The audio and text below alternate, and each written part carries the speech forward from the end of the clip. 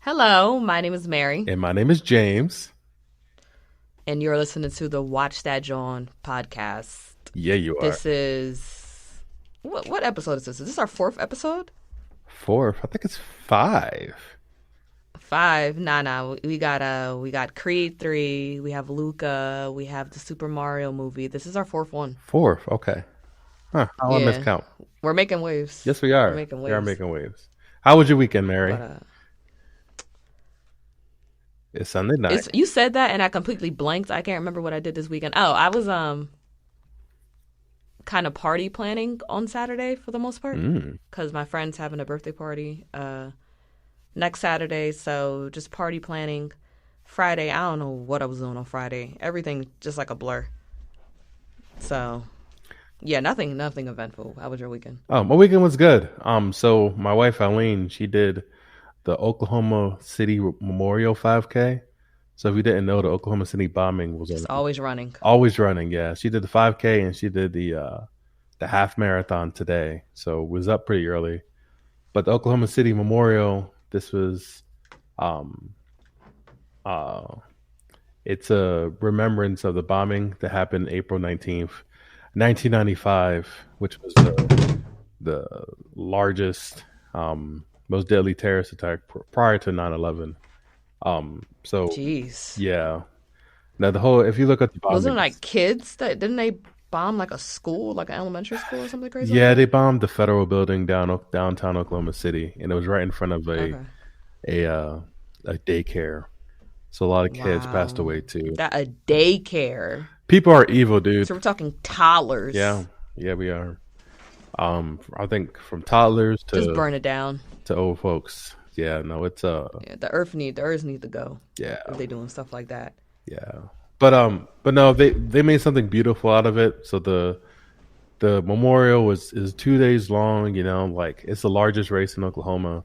There's thousands of people who show up. There's people who've done it like the past every year for like the past 23 years. They started to run. You know, it's a good fundraiser and they get people together.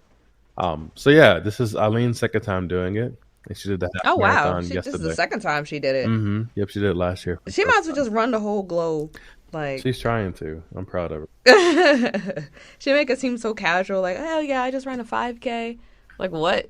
I'm out of breath walking up I steps. know she didn't even practice for this one. She did the 5K She just did Saturday, it and then she's like, "Oh, I'm doing a half marathon," and she did that today. just like that. Yep, she's knocked out on the couch recovering, but yep, she did it.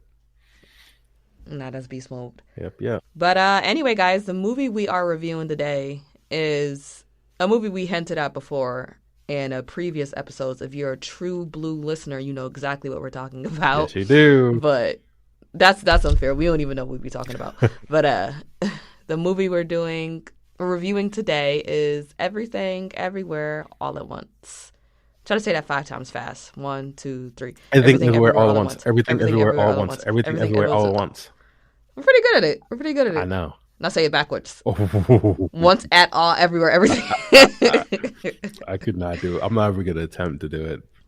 The only reason I can do it is because I have the name written down in front of me, so I'm just reading it. Mm, But mm. you know, it's funny when you get pulled over for drunk driving and the police tell you to recite the alphabet backwards. They will think I'm twisted because I don't know how to do that sober at all. Yo, I was testing my new audio setup, and I had my electric Mm, guitar, so I was playing and I was mm, singing the alphabet forward, and I was mm. messing up at the ABC.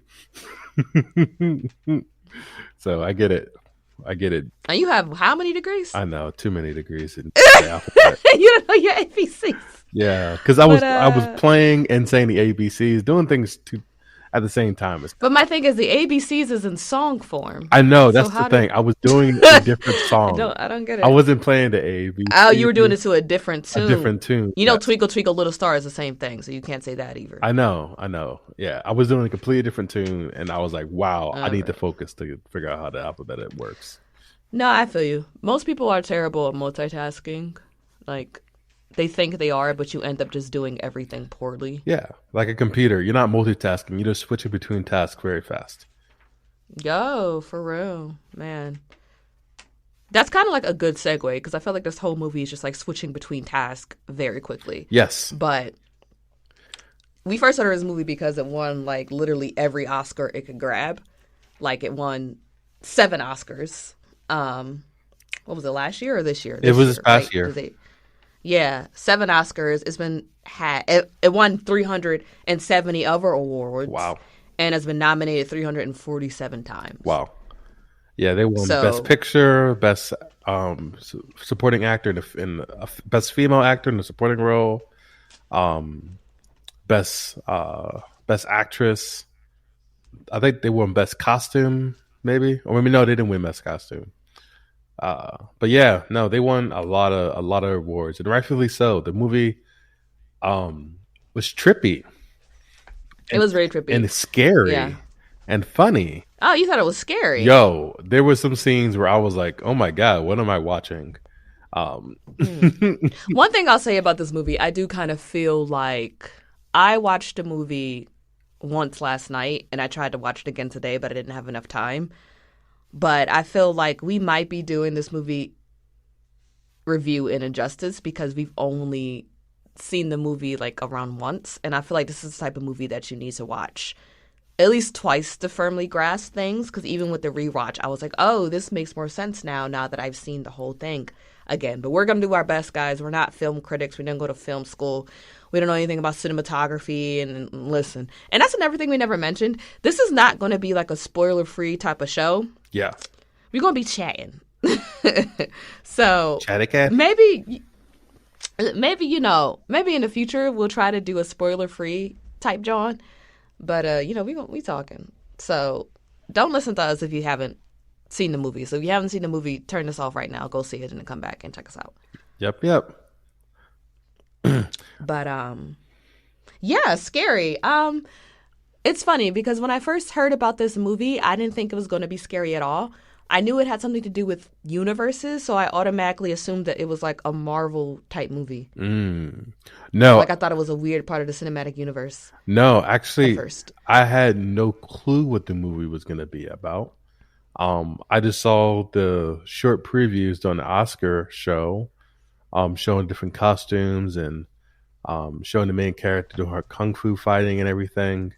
So I'm like, oh, it's like a La La Land fantasy type movie, right? But when La La Land. Where you getting that from? well, La La, All right. You said it's like La La Land. How is So- it like La La Land?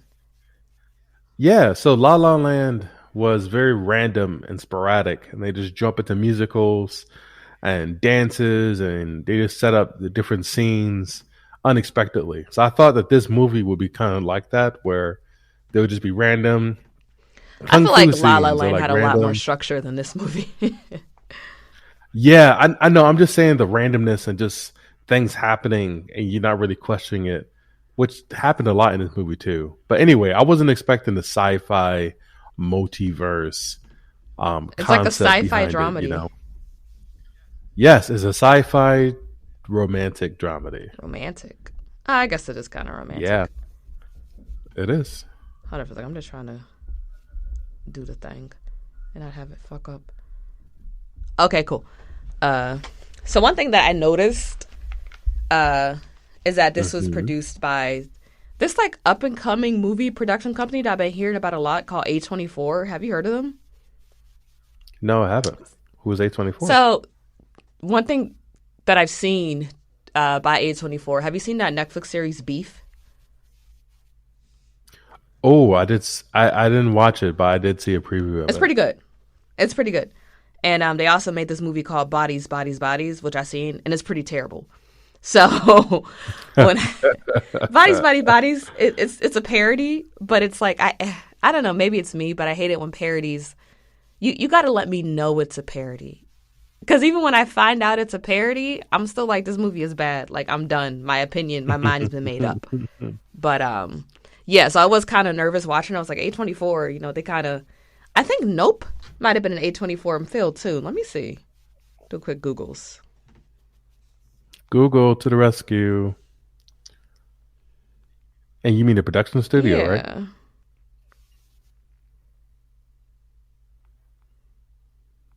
No, Google's not telling me quick Google enough. to It may rescue. not be an A24 film. So yeah, I was Okay, but like I anyway. said, after I realized it's not a Marvel movie and I seen A24, I was like, sheesh, because some movies win a bunch of Oscars and I watch it and I'm like, why though? Moonlight. I felt Moonlight. that I way haven't with seen Moonlight, dude. Moonlight, but I heard mixed Oh, it reviews. was People so cool. said it was really good, but you and other people said that it was really boring. Oh, it was so good. Really, really. Yes, yes. Like, see, to be honest with you, this is probably my favorite Oscar movie. Your favorite Right? movie Most that won Oscar an movies Oscar? suck that I can remember. Yeah, I can remember over the past few years. Most Oscar movies I watch that won Best Picture. Let me say that my favorite movie that won Best Picture. Sheesh, I can't even think about Best Picture winners that I've watched, and yeah, I don't know. I know we don't pay attention to the Oscars. Like I said, a lot of Oh, so I brought it up. Parasite was pretty good. That was the Best Picture winner. Parasite was good. Parasite was scary. You talking about scary?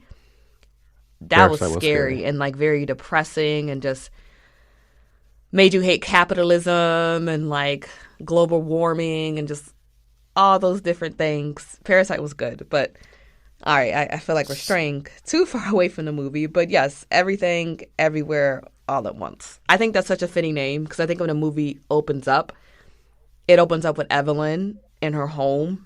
And when you look around at the home, everything, it kind of looks like everything, everywhere, all at once. Like, you know, they don't have a lot of money. And I feel like when you don't have a lot of money, you don't have enough room for your stuff. And you won't even have a lot of Yep, things. yep. It's just you don't have enough space for everyone living in the house. Because in the house, you have Evelyn Wang, who is the main protagonist, portrayed by Michelle Yeoh, if I'm saying her name right. She's from Crazy Rich Asians. Do you remember? She was what's the dude that the main protagonist was going to marry? His name was Harry or something like that. Pretty much the woman who didn't like the main character in Crazy Rich Asians. She didn't want her marrying her son because she was broke.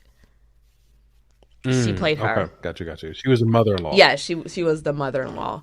So in the house, they have Evelyn Wang. She lives with her husband, Wayman Wang, and then her father lives with them as well when they run a laundromat. And the first thing I noticed, I'm just looking around. Sorry, we've been having some technical difficulties, so if our audio sounds kind of choppy, it's because we edited the shit out of this. So, yeah. Yeah, so what I remember first seeing the movie is just seeing Evelyn at her dining room table with a bunch of papers scattered all over the table, and just everything looked really cluttered. And if you remember, the opening scene started and the music was just so like impending and like ominous. Like there was sort of like a build up to it, and it was like a sort of anxious sort of feeling like something bad was going to happen. And then it got interrupted when her husband Wayman came and spoke to her. It finally went away. And I think, okay, this is kind of the feeling of like everything happening all at once. Do you notice that like when you're kind of stressed out, it feels like everything is just happening at the same time? Yeah, you don't have any control. That's what it feels like. It just feels like a spiral. It's like, oh man, I got a flat tire. Ugh. And my friend's calling me because I'm supposed to go pick her up from the airport. And oh my God, I forgot to file my taxes. And oh wait, I got to pick up my dog from the sitter. It's just one thing after another.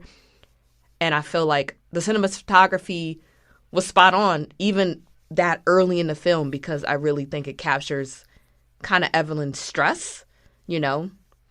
And I think... And she was, and like that example you gave, right? Like what she was going through was a lot, right? Like her judgy father was coming over from China. No, he lives there. Her... I think he lives with them because she said he woke up. No, he just got there and he was staying. He just flew in from China. Remember, he was like, he just flew in from the plane, and his daughter was like, "Oh, how was the flight?" So he just flew in to visit them. Oh, he lived there. Surprise, surprise! We had another technical. Wow, everything's broken. I'm broken. Squadcast is broken. We had another technical difficulty. Hopefully, this is the very last take. If it isn't, then we're doing this tomorrow. But yeah, what were we talking about? You were saying that Gong Gong doesn't live with them. He's just visiting. I said he does live with them. But no, he flew in from China to go hang out. You don't think he got sick and then he moved in with them? Remember, he said she made the joke. She didn't fly all the way from China to have a heart attack, knowing that his daughter was a lesbian or something like that. His granddaughter's a lesbian. Yes. Okay. Yes. So no, they flew in, and she asked how was the flight when she first saw him.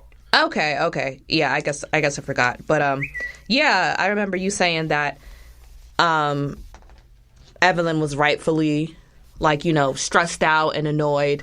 Like, I know her husband, Wayman, which maybe this is racist. At first, I didn't. I thought his name was Raymond, but I thought they were pronouncing it Wayman because of their Chinese accents.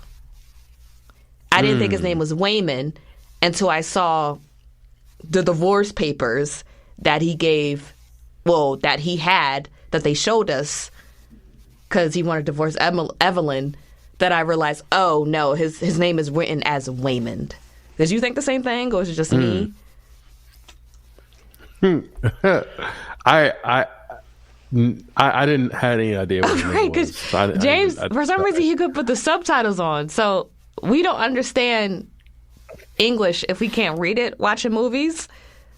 So wow, no. So you only have like 25% of the movie understood, huh? Especially the beginning. You got better towards the end, but when they were switching from Chinese to English in the beginning, I was like lost. I'm like, yo, what is happening? It's funny because so I can see I thought that. I was like, if I didn't have any subtitles on, I wouldn't know what was happening, because they were just switching back from from Mandarin to English. Or is it Cantonese? I don't know. From Chinese to English. But I actually really like that because that's so realistic. Yeah, no, I agree. Everyone who's bilingual, they do that. They'll say a whole sentence in a different language, and the last word will be in another language.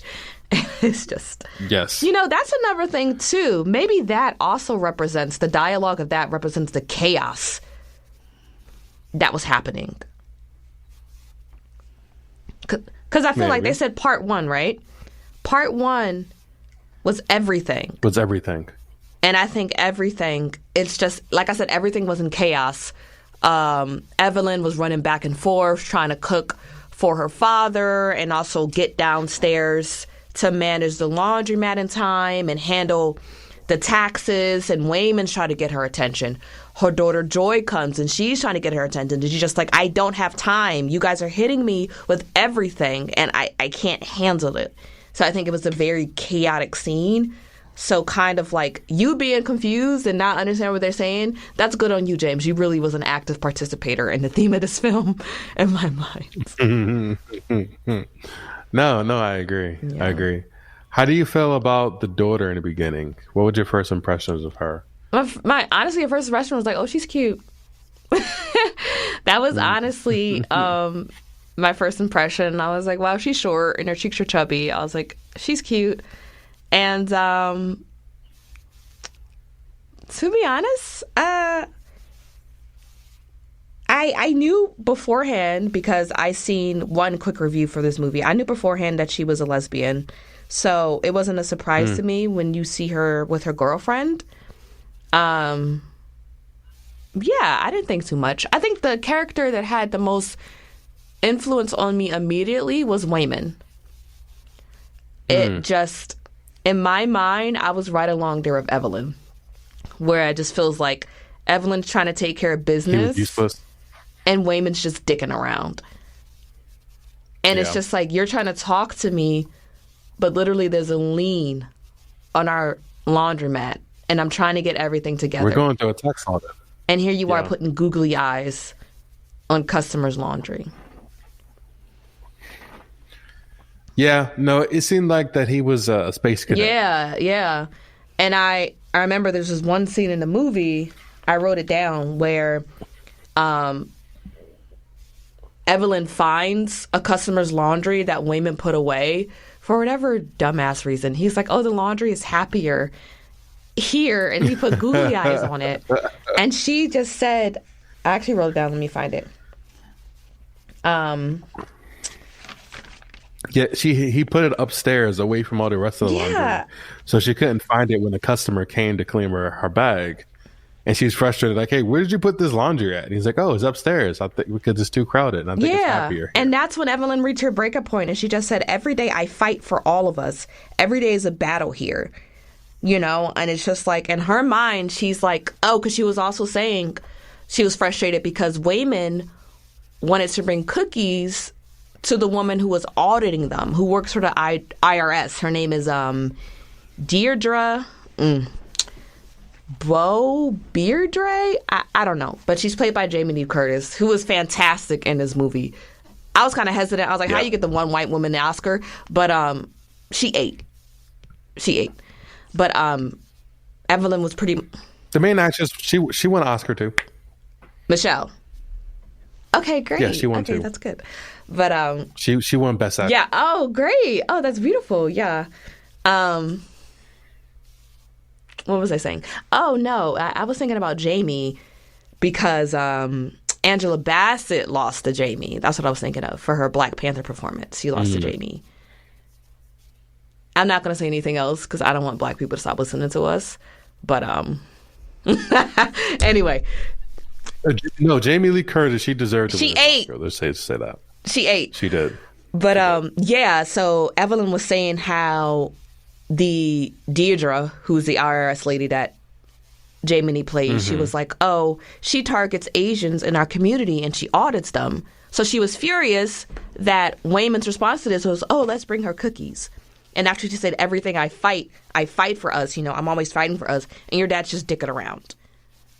But later in the movie, my favorite part of the movie is understanding the difference between their conflict resolution styles and how much they complement each other. Exactly. But I don't want to get into that yet. Exactly.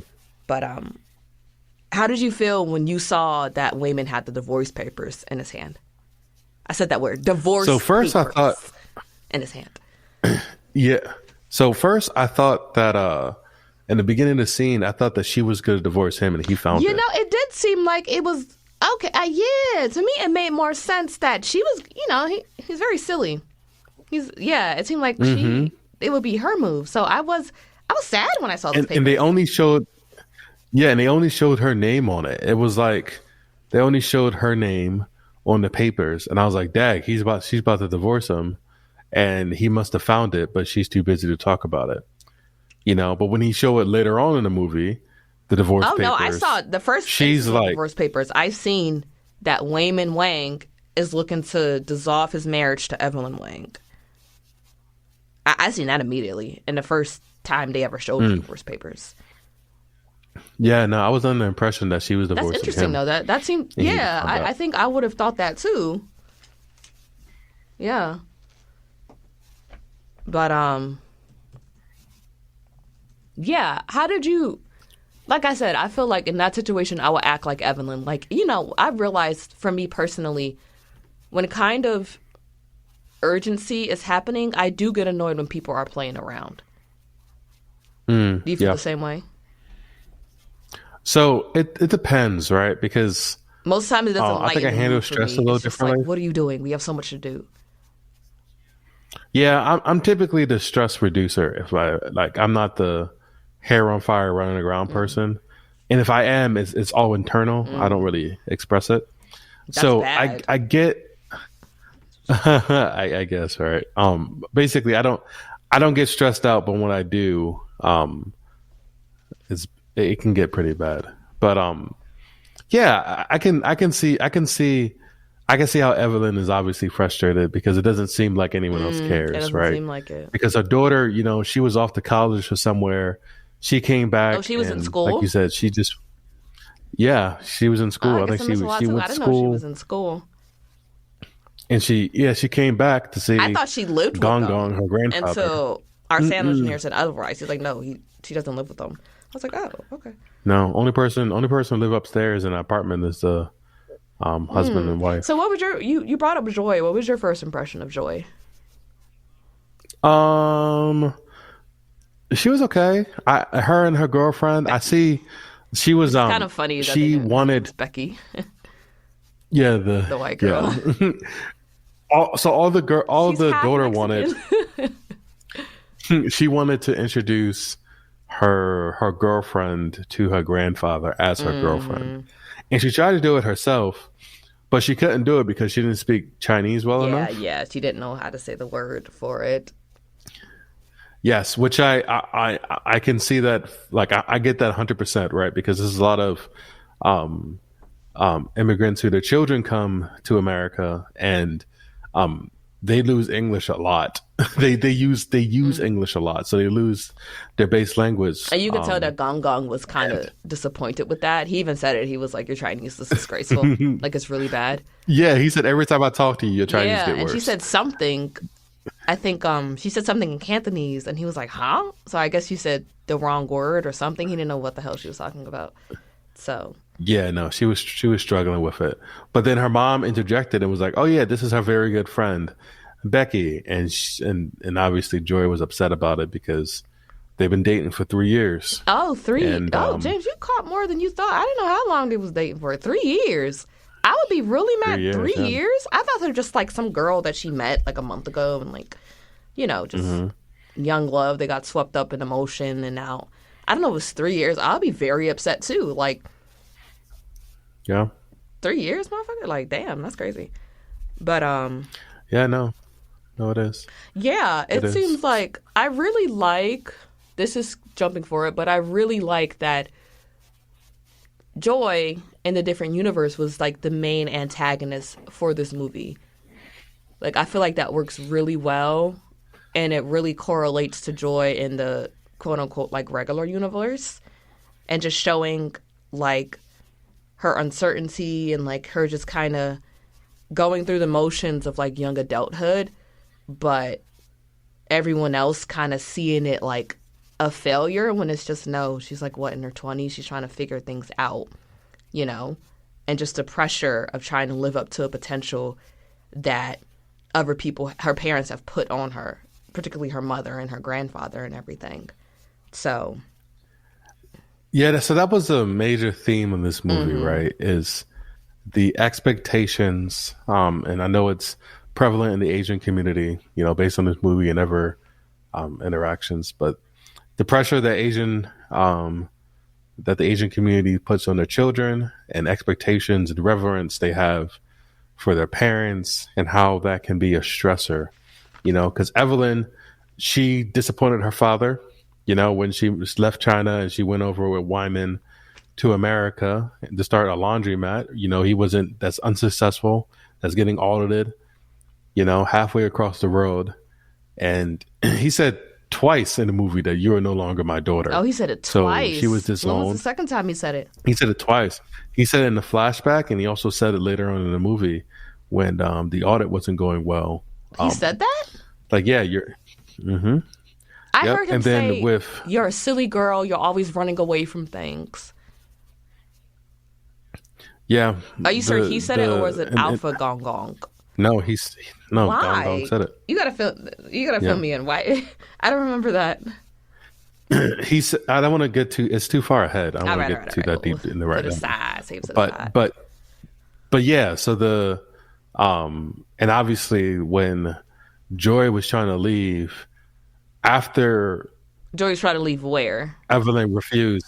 After Evelyn refused to tell Gong Gong that was her girlfriend and said instead it's a very good friend, she went and stopped her from leaving a laundromat in the opening scene, and was gonna and she acted like she was gonna apologize, but instead You're she was getting like, fat. "You need to start eating healthier. You're getting fat." So nothing really constructive, and it's probably cultural that you can't say anything nice to your kids. You know what I mean? I don't understand, but that's how Joy was felt. She felt resentment and See, at first, just I guess just sad. yeah, there seems to be like a lot of melancholy around Joy. And at first I didn't, from the first viewing of the movie, that's why I said I wish I would have seen it all the way through for a second time. I didn't really get what Joy's deal was. Okay. Well, first thing, I didn't know that she was dating this girl for 3 years. Besides the whole, I can't be my true gay self in front of my family. I understand that frustration.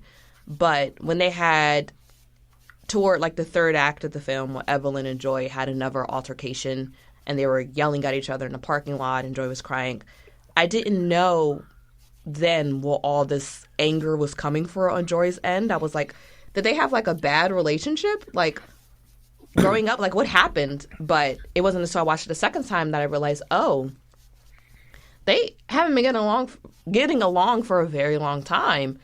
And even towards the end of the film, Evelyn said to Gong Gong, I've been doing to my daughter what you did to me, and I'm stopping. And I'm like, oh, because we didn't see that. It wasn't really portrayed to me in a way that seemed like it was such a big problem. It just seemed like typical teenage shit. Like I remember this one time Joy was leaving the house and she said to her mom, shut up or something like that. And it just seemed like, normal. I don't know, it just seemed like an argument. You argue with your mom, like, but I didn't know the extent of it until that last scene. So watching the second time around, that's where I'm like, oh, like, yeah, there's a lot of tension between them. But, yeah, so another thing, I think, for me, because like you said, this movie talks about different universes. Do you remember when the scene first opens up, they show this little handheld mirror, and they're singing karaoke? Yep. Mm-hmm. I think that was a peek into another universe. The first peek we got. Yeah, because they were happy. They were happy, and I'm just like, that's so sad. And I knew it was another universe because later on, when the Wangs are in the IRS office and Wayman becomes Alpha Wayman, he's talking to Evelyn through that same type mirror. So I'm like, okay, that's cool. But another thing I noticed on the IRS, when they were at the IRS, and remember that scene where Deirdre was like, you're expensing all these hobbies of yours as businesses? Oh, that was neat. What do you think it was? That was neat how they went through the receipts. Like, oh, you have a karaoke machine and you're a chef and and all the stuff that she. Yeah, but like a lot of the if you notice, a lot of the expenses that she was using and the careers that she was trying to find was what she actually did in the alternate universe. Yeah, it's like it's all connected in their subconscious, and I think that's kind of cool. Where it's like it's affecting you subconsciously, like you don't know what's happening, but they're still part of you because they said universes are created based on the many different decisions that you have in life. So if you have a decision of I'm going to go to Burger King, or I'm going to McDonald's, two different universes first spanned out with those two different options, and what you get from Burger King, even more universes, what you get from McDonald's. So it's just like it's all still connected to that single point. So it makes sense that she, you know what I mean, that she has these desires in this universe, which she's kind of getting confused. And I was like, that's really cool. Because at first, before I knew the first few minutes of watching it, I was like, okay, I wonder if these are all, because I knew she was dissatisfied with her life. She wanted more. So I'm like, I wonder if these are all the careers she wished she had had. And I'm like, oh, that's kind of beautiful that she does do this, just not in this lifetime. Erykah Badu. Yeah, and like you said, the next lifetime. Oh, what am I? You know that song? Supposed to do. No, she's about to.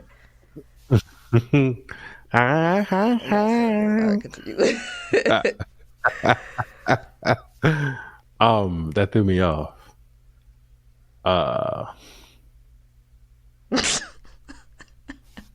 It completely threw me off. Oh my god, Badu is 100% forgot what I was gonna say. It did. I just imagined her wailing. You gonna stop talking about Badu like that? Like, but yeah. So you know what I also noticed, and this is a time jump ahead, but whatever. We're talking about a universe traveling movie. Remember that scene where Deirdre shows him all the awards that she got from IRSing, her little trophies. It looked like butt plugs. They were, but I didn't know this. That's why. Yeah. What were you saying? That's what Eileen said. She was like, "Why is he? Are those butt All plugs?" right, we the freak. I was like, "Are those little butt plugs?" I'm like, "Oh, snap, Did they you get are." fucked by the IRS? But oh, I didn't catch that. I didn't know. I didn't know it Yeah. was a butt plug, so I watched it the second time. So Aileen's nasty. I didn't think anything of it. I didn't think anything of it. So No, she was like, "Is that a butt plug?" Like, it absolutely was. okay. So let me ask you a question. We know that you can a jumping pad to go into another universe is to do something so random and out of the ordinary for what you would usually do. What would be your jumping pad action? Remember when Oh, Wayman ate the chapstick? yeah. When he ate the And the chapstick or fact the that gum under the Evelyn's table. jumping pad was simply telling Deidre that she loved her and meaning it. That's why, remember that, this is going back. I remember when Wayman saw that old couple and they were affectionate and he just felt like a longing. He's just Yeah. emotionally starved by his wife. And she doesn't even realize she's doing it because she's so stressed. And I can relate. I can relate to Evelyn. Also, I'll answer your question. What would be something weird that I would probably never? Well, no, say you're ever also do? first and then think about. Okay. No. Also, so I think that connection with her confessing her love to Evelyn. I mean, to the IRS lady. That universe when they had the sausage fingers, they were in I love. hated that. It I was so hated nasty. it. When It they was eat the fingers, disgusting. the And it was putting mustard. it in each other's mouths. I was like, stop. Like, you could eat my fingers and then That made me, hot I hate dogs. that. They need to cut that Like, out. did that hurt? I need to dock the movie a few points for that fucking universe. Like, I was not impressed. But But no, I think something abnormal for me to do would be like a half marathon. Me just get up and run it. If you see me get up and run it, all right, that's I'm Alpha changing. Tuba. I'm different. Alpha Tuba is running tuba. That's what it is. What Like, would be it for me?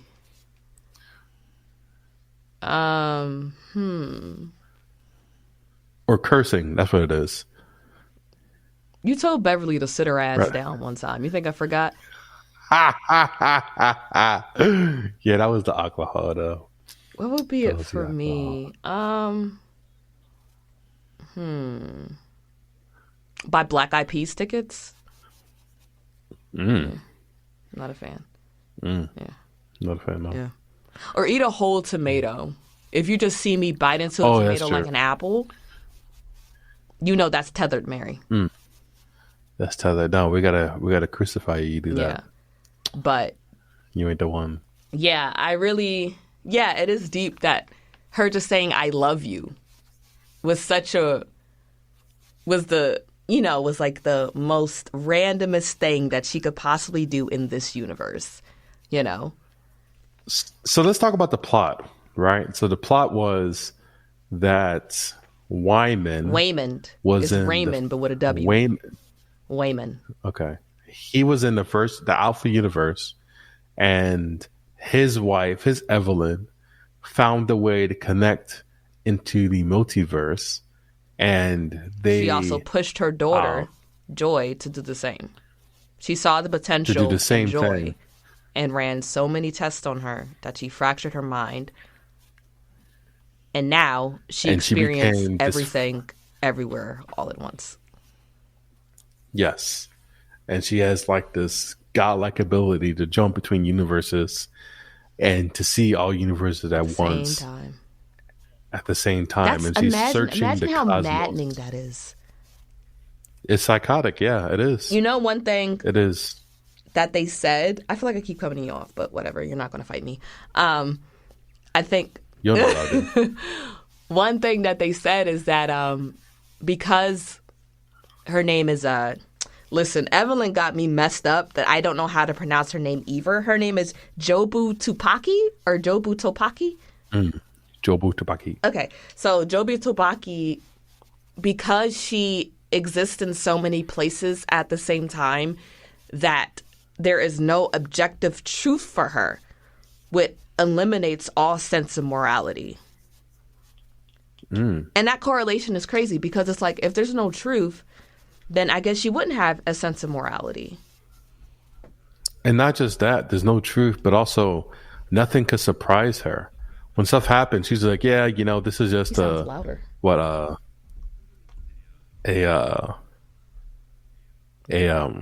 statistical of inevitability.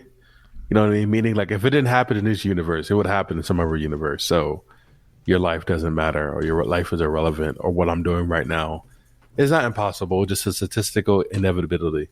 That's not happening here. It's happening somewhere. I think that It kind of devalues human life. Yeah, that's wild. It does. Honestly, I'll probably be a menace too. Putting babies and kicking dogs and just, I don't know, because why not? If I mess up here, I can just go somewhere else. And like you said, it's happening somewhere else, so what's the big deal? Exactly. And basically her view is so vast, you know what I mean, that she lost appreciation to the smaller and finer things in life, the things that make life worth living, Yeah, that seems maddening and isolating. And I would hate Evelyn too if she did that to me. Why? Oh, and she pushed her that far. Yeah, I think honestly, to be real with you, I think if human beings were gods, they'll be very sad. It's lonely being omnipotent and omnipresent. And that's why when we found out later, that's why she was searching for her mom. She was searching for her because she wanted to have that feeling with her as well, so someone can actually understand. Yeah. So I thought it was hilarious how she put everything onto everything donut. Everything bagel. Everything bagel. Yeah. That was so funny. And I also thought it was funny that Waymond and Evelyn were actually eating everything bagels in a conference room. Yes. I was like, that's great. She's like, and then like they all had the circles on their forehead for the bagels. The bagels, yeah, the bagel coat. I was cracking up. Like and you know what? Jamie Lee Curtis's character, Deirdre, she did scare the fuck out of me. Like how the way she walked. Remember when she was like walking towards Evelyn and Evelyn punched her thinking that she was like from another universe? I was like, yeah, because you were walking like freaking Leatherface. Like, exactly. You were scaring me. And then when she stapled her forehead, I said, oh, hell no. I was like, what the F is going on? And she just like that was her random act. Her stomach and got strong and became a sumo wrestler or whatever. I was like, this is terrifying. And she broke Waymond's back. This is terrifying. Over her knee, like he was like a laptop or something. I don't know. Like a graham cracker. She was terrifying. So, okay. She was absolutely terrifying. A question that I have, right? Well, no, that was a different universe. Okay, never mind. It's, yeah. I love when Evelyn went to her kung fu style. I thought that was sick. I thought that was dope. So speaking of that, when she saw the other universe and then she was like a movie star in the other universe, did you see the movie in the background when they were showing her clips of all the movies she was in? No. Crazy Rich Asians was there. Oh, was it really? Because Michelle Yeoh, if I'm saying her name, it's not like saying Tony Yayo. Michelle Yeoh. Yeah, like I said, she was the mother-in-law of Crazy Rich Asians, and then that B-roll that they have, they show a clip of her in the red carpet of Crazy Rich Asians. I was like, that's fire. That's fire. It's funny because I noticed once again during the second time in the film, her kung fu master said that anything can be kung fu, even this cookie. And the cookie that she showed her is the same exact cookie that Waymond gave Deirdre. And that further along in the movie, like I said, Evelyn starts to appreciate Waymond more in his conflict resolution style and notice at the fact that he's fighting too, just with love and compassion, So I thought that was really cool. But going back to Jobu Tupaki, I love when they first showed her fighting and when she beat all those guards. Do you remember? Oh, when like she put like the confetti in the dude's mouth and Yeah. like made the dude like like the Spanish like She did a lot of shit. dancer with like the dress. Yeah, man, she went I off. was like, I love She it. went off. I love it. Like Yeah. she really made the It was dude heads blow up with freaking confetti, and I was like, she's terrifying in the most fun way.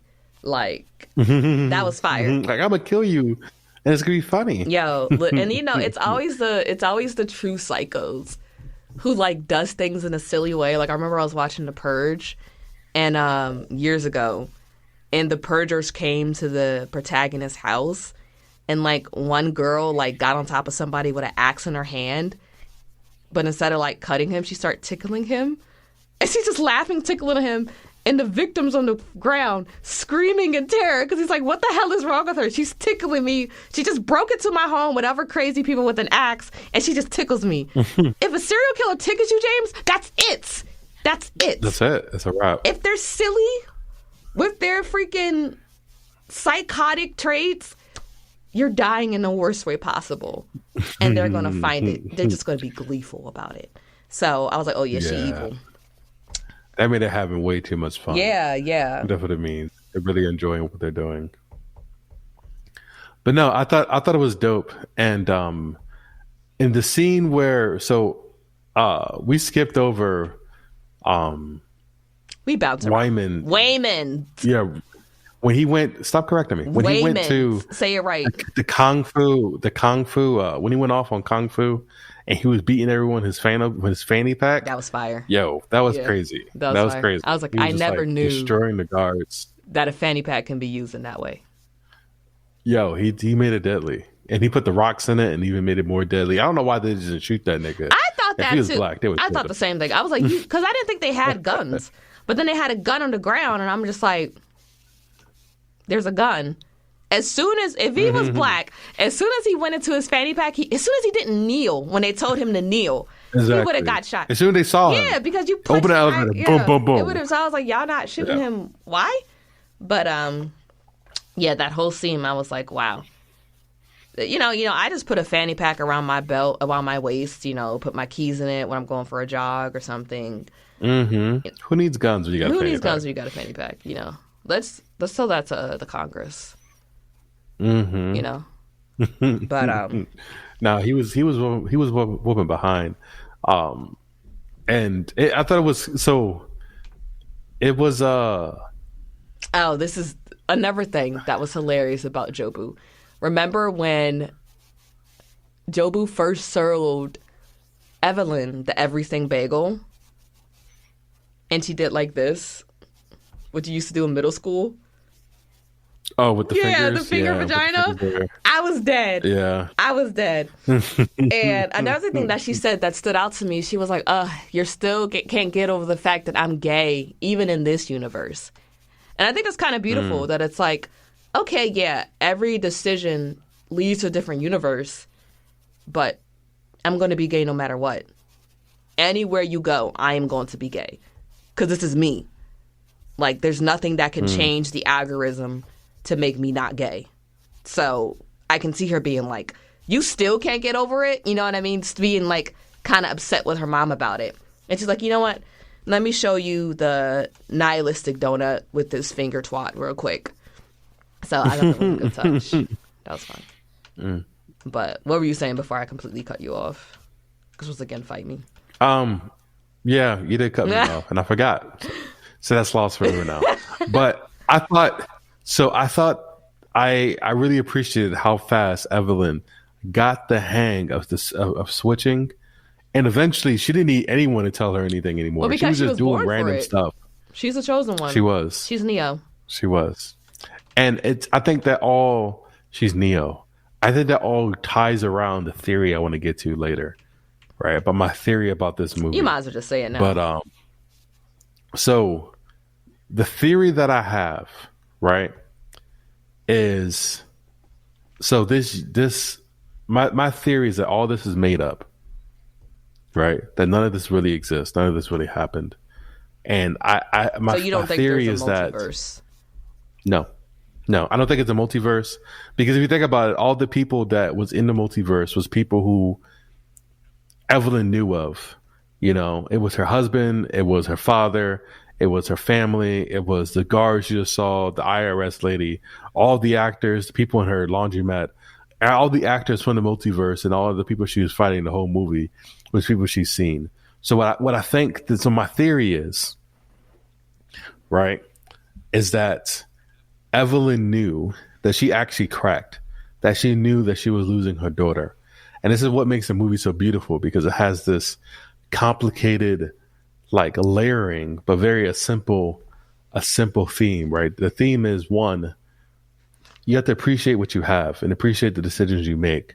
So she has the opportunity, right? And because of her talents and she saw all the options of what would her life have been if she didn't marry her husband. And she realized that instead of me saying, oh, my life is terrible because of that, she was able to find later on throughout the movie that she, like the choices that she made, she actually was appreciative of. She was happy of it, you know? And with her daughter, she realized that she was pushing her away so much. And the reason her daughter was the main antagonist and the reason her daughter was the ultimate destruction, right? Because was the force that was really in her life. You know what I mean? Like her daughter had the ability to just show up and basically she saw her and it was basically throw a wrench in all her plans and call her flustered. And she didn't know how to communicate with her, you know? Even when she tried to say something nice, it just comes out like, hey, you're fat, you know? And like you said, they had arguments. Her getting pregnant with Joy was like a wrench in her plans. Well, I don't know that much. I think that she probably wanted that part of it because it seemed like that she was happy when she got pregnant. But I'm saying that the relationship with the daughter was the real trigger. And it makes sense that she had to figure out how to save her daughter, but yet let her go at the same time. Yeah. You know? And I think a lot of parents kind of struggle with that is like, how do you have your daughter do what you want her to do, but still let her do what she wants to do and be herself, but still let her, like, you know, that she loves her. I think her whole universe, that whole dream that she had was her reconciling her relationship with her father, her daughter, and her husband. Yeah, it reminds me of Encanto. Mm-hmm. You know, you have so many supernatural elements, but the main way to pretty much have a happy ending is to reconcile your relationships with your loved ones and repair sort of broken bonds. What I find interesting about Joy is Alpha Waymond described Jobu Tobaki as an unimaginable power and something along the lines of an agent of pure chaos with no real motive or desire. It sounds like a teenager. It sounds like a teenager. I thought the same thing. I was like, yeah, that's adolescence, my guy. Like, you know, you have so much potential, but all you care about is TikTok and your boyfriend, and you're still trying to figure yourself out. And I feel like with a lot of adults, most adults, when you get older, you lose that hindsight. You talking to Sasha like an angry black mama in church, like, get over here. Be quiet. Be quiet. When you get home, I'm tearing you up. I just see your finger like, get over here to the dog. What's she doing? Who's she barking at? I don't know who she's barking at. She's been barking a lot recently. But no, and I think that's why even when she was searching all across the universe for her mother, she wasn't searching to destroy the mother. She was searching to reach back out to her. You know what I mean? To try to get her help. And her pushing her so much that she cracks. I think all of those things are theoretical. And it's just her dream about what would have happened in an alternate universe if she did keep pushing her and pushing her. She would have cracked. And she wouldn't be able to see. She would lose all empathy because, you know, I think all this, the whole dream universe was literally just hyperbole for the relationship. You know, I think everything kind of ties into that. Was like she has to fight for the relationship, and she had to fight to save her daughter. There's even a scene where Gong Gong suggested to kill her. Yeah, I didn't correct you. I'll let you correct yourself. Right? She suggested to kill her. Right? He was like, "Yo, take this knife and end her." And I thought that I was like, "What? Why do you think she's going to kill her daughter?" I was like, "Come on now." Exactly. Well, you really thought that was going to work? You think she was that tripping? Yeah. No. But yeah. So basically, it was no. I have to fight for her, and she realized that she had to fight everyone for her. The only person she had to fight for her daughter was her husband. But she also everyone else came up and realized I had to actually fight. Yeah. And then, like you said, when she realized that, hey, fighting with my kung fu is everything, like you said with the cookie, and towards the very last scene, she started fighting with kindness, with love, and and all the other random stuff she gave, like the perfume for the guy who had a crush on her, and all of those sentimental things to say, hey, I can fix relationships more so than by brute force. I can fix it with this gentleness I learned from my husband. And that gave her a better appreciation for him as well along the way, even though that wasn't her ultimate goal. That wasn't her ultimate goal. And going back to Joy, when I think about the all-powerful everything bagel, the black circle of nothingness, it just to me, it just represents uncertainty that everyone has in adolescence, like a sort of malaise that Evelyn was feeling as well. Like, I remember Alpha Waymond, he was like, Jobu Tupaki, she is planning something. She's building something. And you might have noticed your hair never falls the same way, or your food never tastes the same way that it did before, and your clothes don't fit just the same way. And I think that symbolizes just this weird, unsatisfaction. Everything just feels off and you don't know why. And it's like Joy at a young age probably feels that all the time because, like you said, that's teenagers. And because Evelyn is dissatisfied with her life, and regretting her decisions for staying with her husband, it's just like she's feeling that now more than ever. So I think it was a perfect time for them to connect on their shared sort of just melancholy, and uncertainty and everything. And like you said before, I really thought that it was beautiful that she also learned how to appreciate Waymond. I teared up a bit where she had this flashback, because first they showed her this flashback of her just sitting behind the counter in the same seat for days and months and years at the laundromat, and life's just passing her by. And in her mind, that's all she could see. But because she was so focused on what she didn't have, she didn't realize all the beautiful little moments that she had with Waymond. Waymond always tried to make her smile and smile at customers and see the brighter side of things. And it's like you just notice the big picture of this failing business that you forgot about all the little special moments that Waymond made life easier for you. And they complement each other so well. Even Waymond's whole business strategy, I remember I cracked up too, the white dude with the beard, I guess he lost a $20 bill somewhere in the wash machine and they were going to pay him back. And he was a fraud, but keep going. Oh, I didn't catch that. He might have been. But Waymond, Evelyn catches him dancing, they're dancing ballroom style, Waymond and this white man. And Evelyn's like, what the hell is going on? She thinks Waymond's just bullshitting. But I'm like, he could have been getting his mind off of the money that he claims that y'all owe him. He's doing business, but he does it with a smile. And it's just I think a lot of times, even in our family and in Western society, strength is measured by lack of emotion. Yep.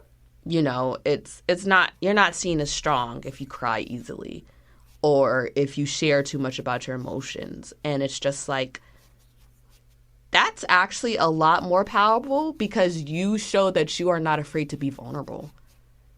Exactly. So I think Waymond, I don't know who's my favorite character.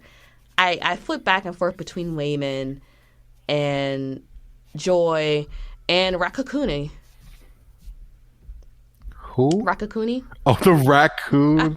I forgot about the raccoon. He was hilarious. She was like, oh, Ratatouille. No, Rakakuni. Like what? Like, yeah, it's a It little was a raccoon on top of raccoon. his head.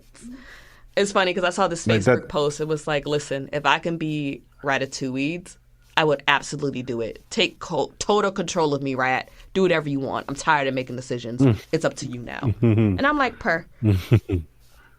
No, I don't. I'm not. It's not. sometimes But I would rather have Ratatouille than Ratatouille. But yeah, and it was just hilarious because it was such an purposely terrible animatronic raccoon. What hat is big enough to cover that fat ass raccoon? Like, I was like, raccoon's like 30 pounds. Like, it's big. That 30 pounds is rough to It's head. big. It's like, oh man, that was really funny. What was your favorite universe that you visited? Because mine's, you say yours and I'll tell you mine. My favorite universe. Well, I think I loved her kung fu style. I love the scene where she was fighting as remember she was the sign flipper Okay, yeah. and she took the shield and she was like doing a sign stuff. I The thought fight scenes in this movie is A1. It's so creative. they are. It's so creative. They are. Like, it's giving They are. Jackie Chan. Yo, to be honest with you, I thought Bo was Jackie Chan. He thought he was Jackie Chan. I could see there's something Yeah, about when he the took his nose glasses that's off. similar. Yeah. Me and Eileen was like, "Is that Jackie Chan or we racist?" And I was like, "I don't But know. no, I want to I actually don't think it is because they do kind of look alike. Like, I can Yeah. tell Asian people apart. Yes. No, but he definitely. Something about his nose. Especially I when he heard started his voice and I was fighting. like, that's not Jackie. But Yeah, no, I didn't think it was Jackie until he took his glasses off and started fighting. I'm like, whoa, this is maybe he was trained by Jackie or something. But we Jackie looked it did up. It's his own definitely not stunts, Jackie. man. Jackie could do it. He Maybe could. not now. Jackie a He little could. old now, but Rush Hour Jackie, Ja- that would have been fire, man. That would have been fire. I was watching But, Jackie Chan Adventures at Bray's house the other day. Oh, you know, also, side note, also a good thing about her husband is that the alpha husband, right? When he, when Jamie in the beginning, when Jamie Lee Curtis was turning up, and he ran away, he was like, "You're not the right Evelyn, you're the wrong one," and he left her. That even solidified in my Because mind. she liked him more than her Wayman. Exactly, but that's the limit why she should appreciate who she had more, you know, because he always believed in her. He always knew that she was the right one Yeah. and never wavered just because he went and proved it and he came back like, oh yeah, you were the right one.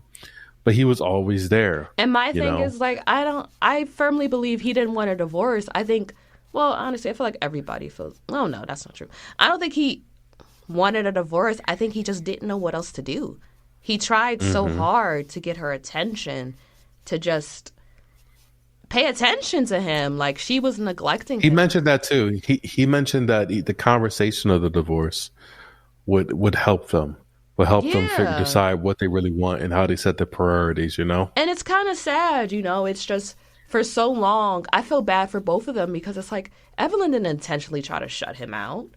She was just stressed. Stress does that. It alienates you. She's worried. And like I said, if like I'm here worrying about a whole bunch of things and it just seems like you're just always dicking around, you know, and I felt like she lost respect for him, you know? Yeah, absolutely. So, because, you know, she loved him, but it's like, love don't pay the bills. And it's like, okay, things are going south with the business. You seem like you're not taking it seriously because I don't understand fully your conflict resolution style or I don't appreciate it. And now it's like, man, I should have listened to my father. And I was really sad when she told him, when she came back from her first glimpse in a universe where she was a movie star, kung fu movie star actress. And she was like, oh, I saw my life without you. And it was wonderful. And Yeah. Wayman's face was just like, his lip quivered. And I'm just like, oh, Wayman. But it was, though. It was so wonderful. But Well, the thing it was is, she wonderful still met to the- Wayman, though. It's like, I thought she was going to meet someone else. She still met her Wayman. So it's like, it may not be your Wayman, but it's still Wayman. So I'm like, in every universe, you still fall in love with some Wayman. But she was still unhappy when she met him in the alley Because and she realized all the things she had. she was still unhappy because she wasn't with him. She was You know? only unhappy when she looked in the everything bagel, and she just didn't care about No, it. no, no, no, no, no, no. I'm talking about Kung Fu. That's what I'm Kung saying. Fu Yeah, Evelyn. there was a clip where they showed her outside of a movie theater with Suave Raymond in his suit, and you know she was in her nihilistic bag because she saw the everything bagel.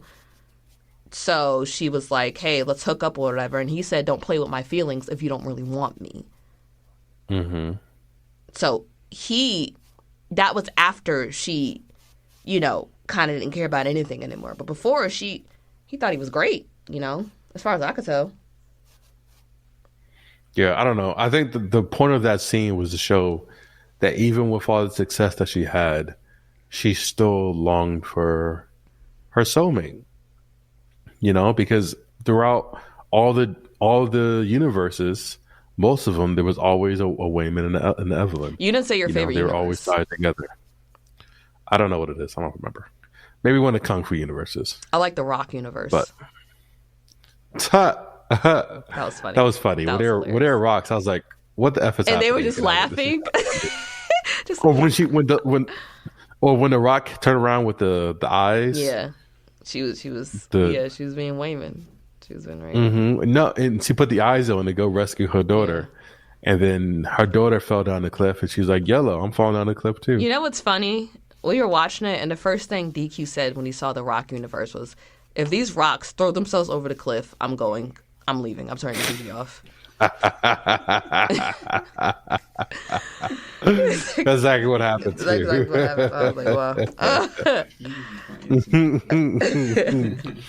That's weird. DQ got like a sixth sense like that. Just the worst Something. stuff about to happen. But yeah, the Rock universe is my favorite.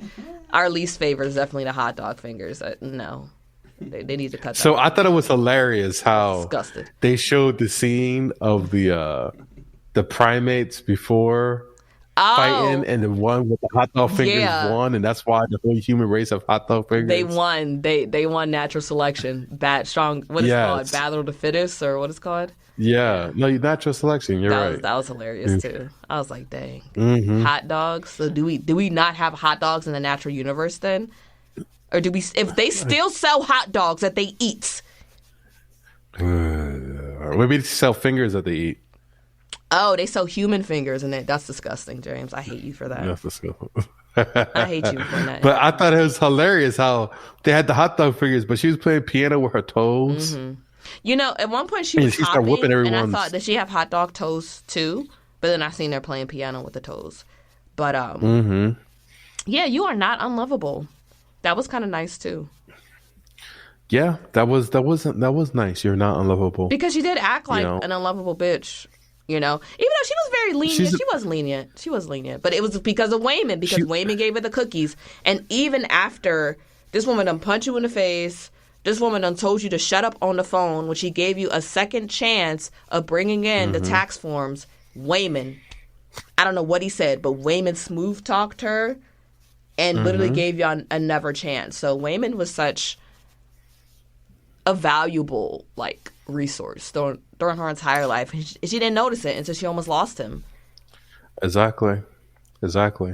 So yeah, man, I think you have to really appreciate who you have.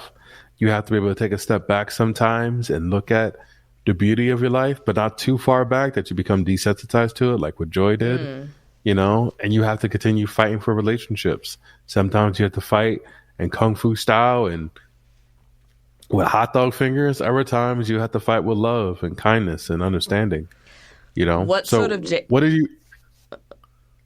Wait, what sort of Jameses would you want to see in another universe?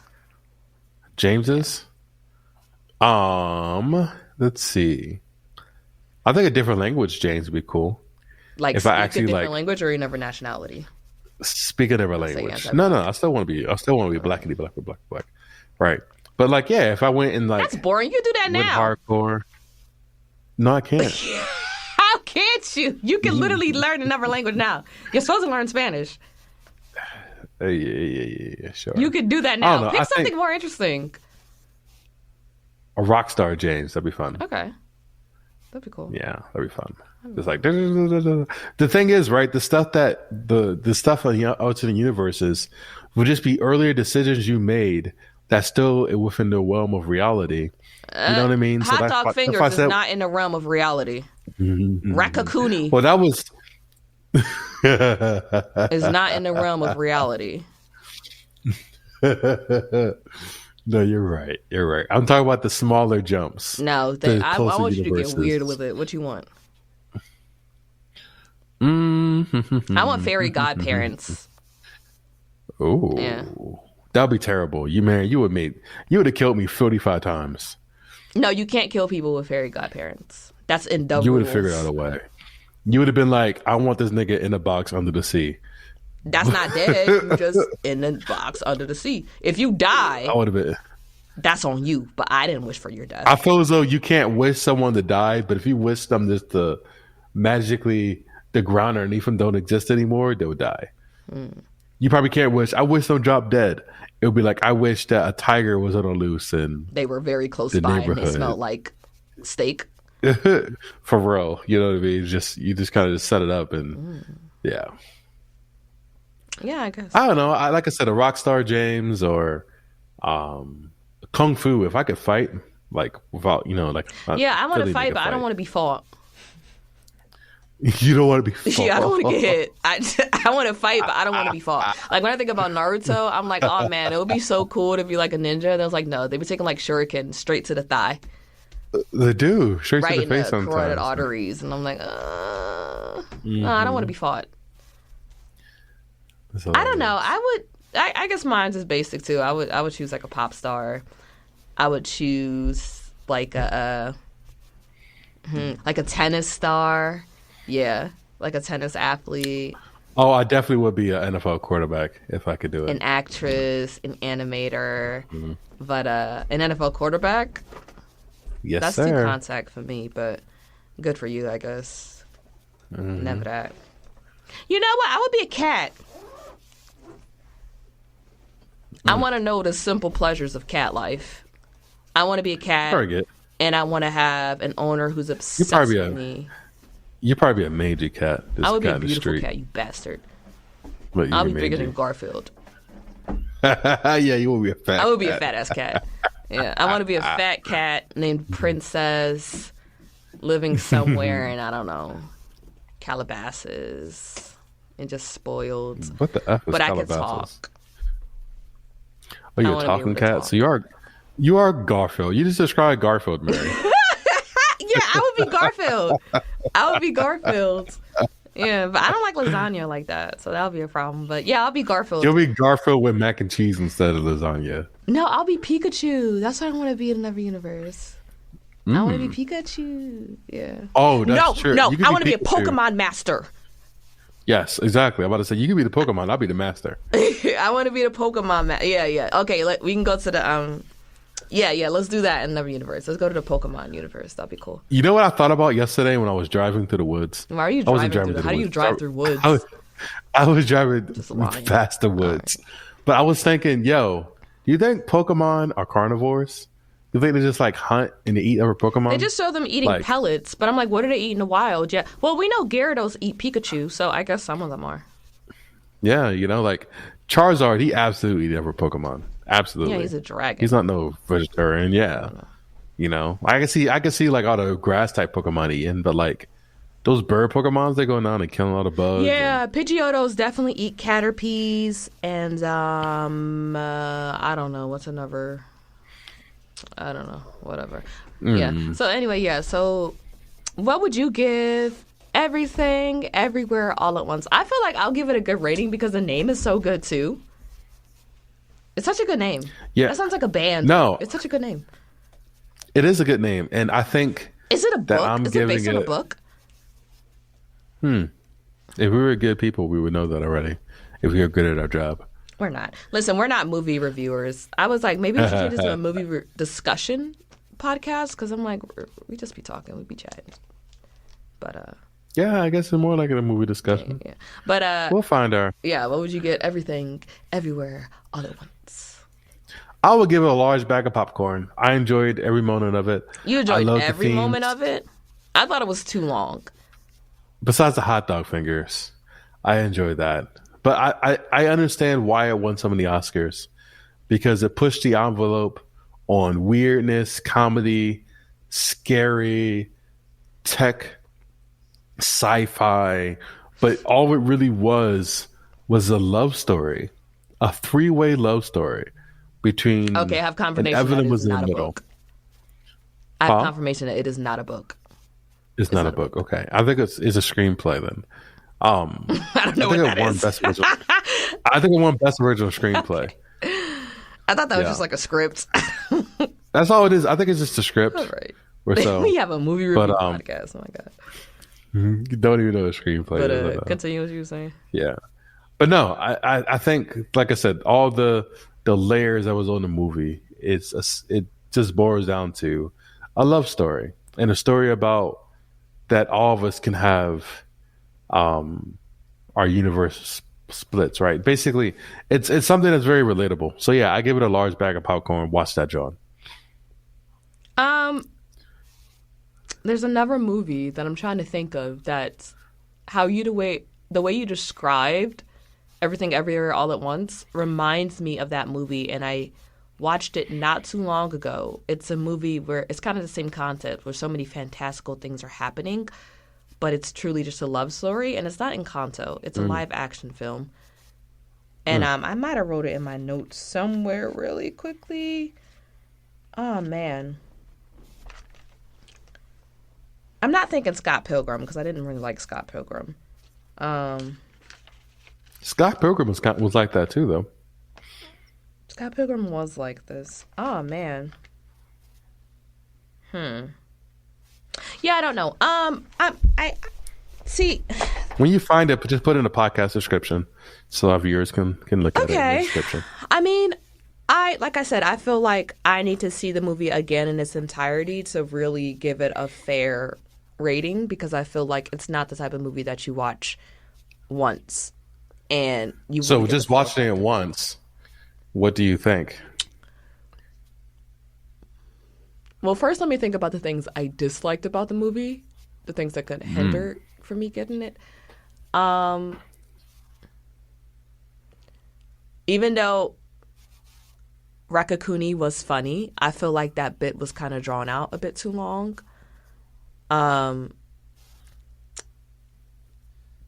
I